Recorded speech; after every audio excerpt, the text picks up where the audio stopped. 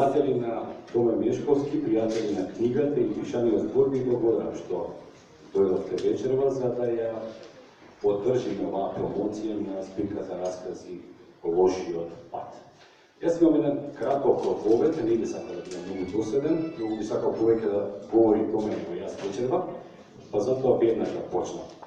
Да потенцирам дека ова е прво дело напишано од Томе, од човекот кој во својата глава има барем бројно повеќе раскази, на кои што несомнено дека во наредниот период ќе ги видиме во некои нови изданија. Да му се посветиме на овој момент во кој фокусот на вниманието е токму Лошиот пат, книгата која што ја имаме пред нас.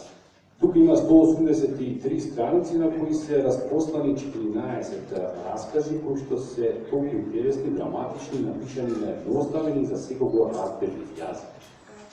Ме наметливо ве тераат да ги прочитате.